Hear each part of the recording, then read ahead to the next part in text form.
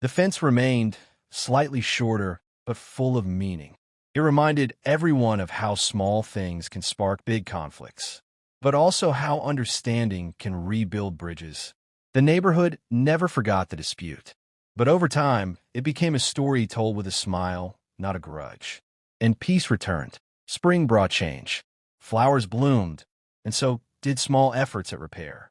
Mrs. Cooper invited neighbors for tea. Mr. Allen planted shared shrubs along the new line. Slowly, smiles returned. It wasn't the same, but it wasn't lost either. People realized fences can protect or separate, depending on perspective. The fence was adjusted, but the neighborhood still felt cold. Friendly waves were replaced with polite nods. BBQs were less frequent.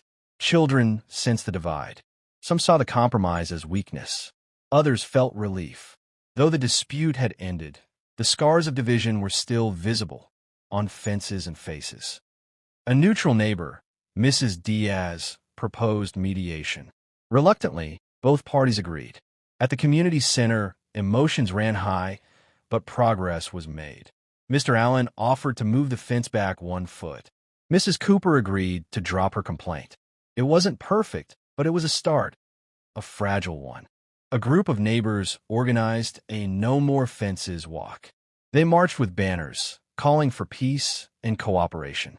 Others stood in silence with Let the Truth Stand signs. Reporters came. The HOA president, overwhelmed and under pressure, begged for calm. But the damage had been done. Trust was broken. Mrs. Cooper hired a surveyor. Mr. Allen countered with his own. The results didn't match. Tensions escalated into shouting matches. Someone anonymously mowed a passive-aggressive 2 feet into Mr. Allen's lawn.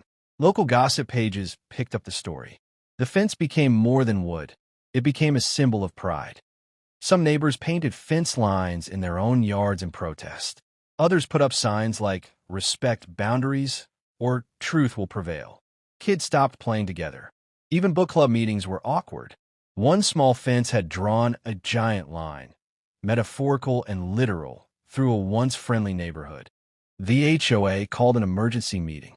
Chairs were filled with curious and concerned residents. Mr. Allen presented photos and measurements. Mrs. Cooper had old documents and maps. Voices grew louder, patience thinner. No conclusion was reached. But the rift had widened, not just between 2 houses, but among many. Mrs. Cooper wrote a formal complaint to the HOA. Mr. Allen defended himself, saying he had measured it correctly. HOA members came to inspect, but found unclear boundary markers. Neighbors began taking sides. A casual disagreement turned into whispered alliances, cold stares, and judgmental looks across manicured front lawns. It started with a simple fence. Mr. Allen extended his wooden fence 2 feet beyond the usual line. His neighbor, Mrs. Cooper, noticed immediately.